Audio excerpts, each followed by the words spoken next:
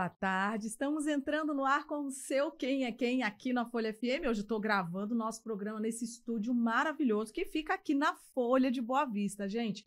Um estúdio belíssimo para que a gente possa fazer esses programas especiais em formato de podcast.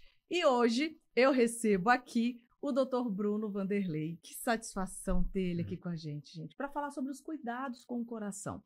Tem muita gente relatando aí palpitações, aí há uma associação em relação à vacina da Covid, alguns casos de jovens, né, que vêm a óbito por problemas cardíacos. Enfim, eu quero saber tudo que está acontecendo em relação ao nosso coração nos dias de hoje. E o Dr. Bruno é o nosso cardiologista de plantão. Seja bem-vindo ao nosso programa. É sempre uma satisfação ter você com a gente. Boa tarde. Boa tarde, obrigado, Cida. Sempre foi excelente participar no Quem é Quem, né, na versão lá da rádio. Agora vamos ver como é que a gente se sai no podcast. Agora, fazer o bem faz bem ao coração, doutor?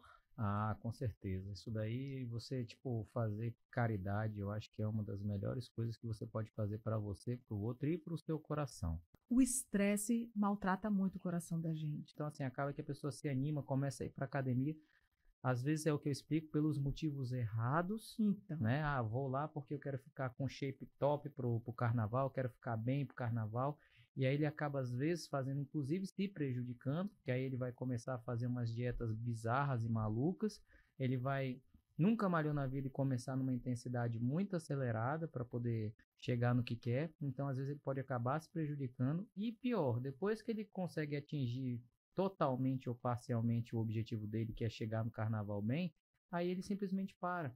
Então, assim... É só pro carnaval. A grande maioria, porque você vê isso daí, com o passar do tempo, quando vai chegando meio, final do ano, a academia começa a dar uma esvaziada.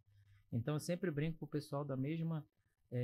para fazer uma analogia que fica bem entendido, que a saúde, ela não é uma corrida de 100 metros, não é um Usain Bolt da vida. A saúde, ela na verdade é uma maratona. Então, mais vale a constância do que a intensidade.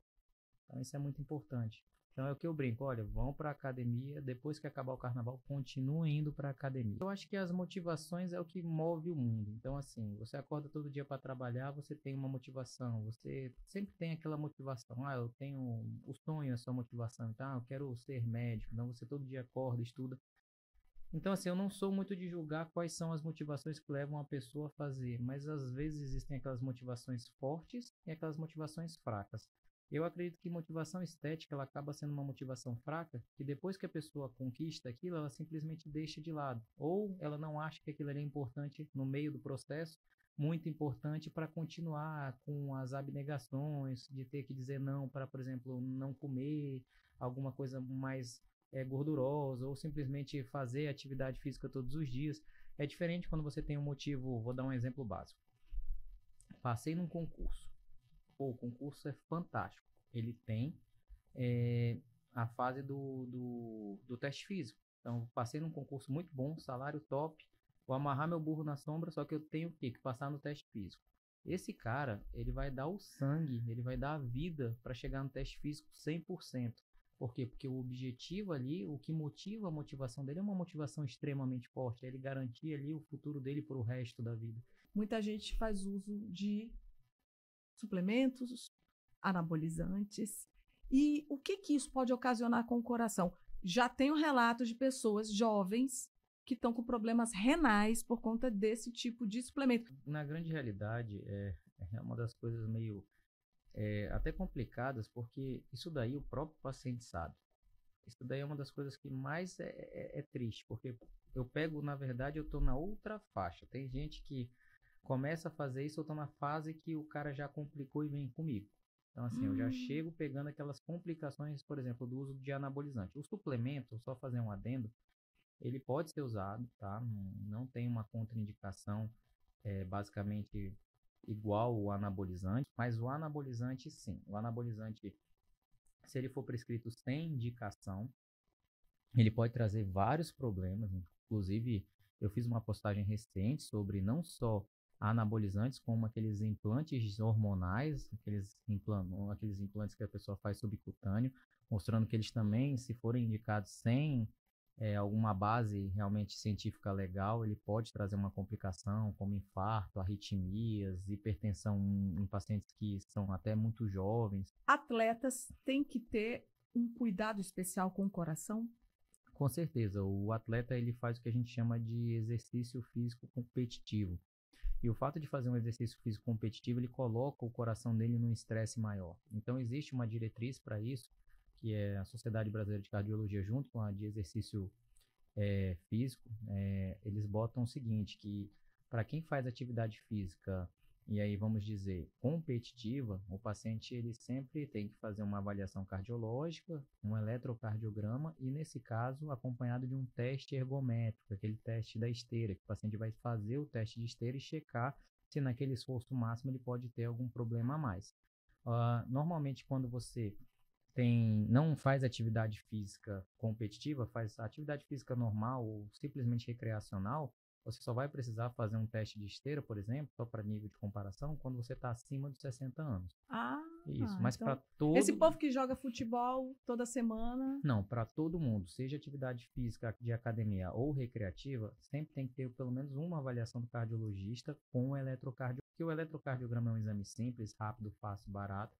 E nesse exame a gente consegue pegar algumas alterações que podem, tipo, indicar uma chance de morte súbita. Então, de quanto em quanto tempo a gente tem que fazer o eletrocardiograma? Depende, isso daí é relativo. É relativo porque o que acontece?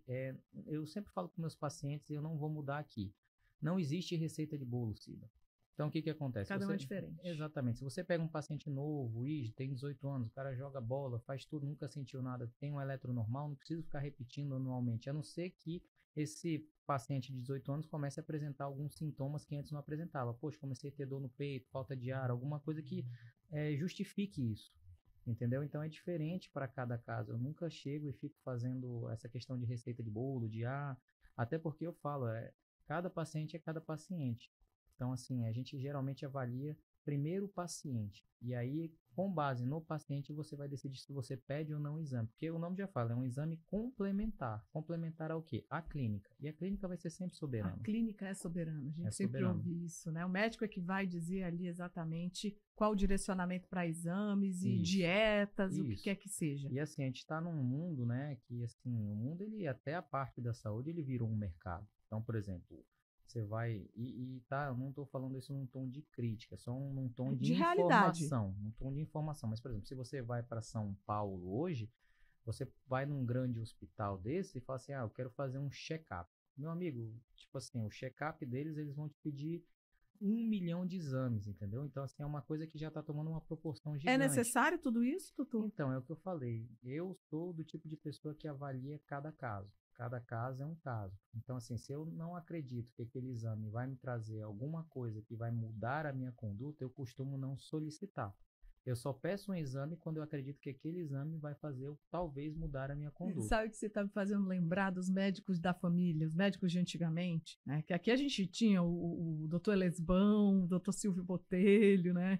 E era isso, não tinha exame. Eles estavam ali... Gente, essa geração deles, meu avô morreu com 83 anos, minha avó com 90 e tantos anos, 93. Aí a vovó, já quem cuidou foi o doutor Deodato, o vovô também. Então, assim, aquele médico que com pouquíssimas condições, eles estavam aí cuidando de uma população inteira. Mas é como eu brinco, eles também eram mais saudáveis, né? Por exemplo, seus avós com certeza faziam muito mais exercício, o fato de ter que andar, não ter esse negócio de carro. Hoje em dia, se você vai comprar um pão na esquina da sua casa, você pega o carro, saindo da sua garagem, para na frente da padaria, só desce, ou às vezes pede de dentro do carro, e me vê tantos pãezinhos. Ou seja, a gente mudou muito o nosso estilo de vida ao longo dos anos. A gente era acostumado a andar mais, fazer mais... o que eu chamo de atividade física, porque exercício físico e atividade física são diferentes.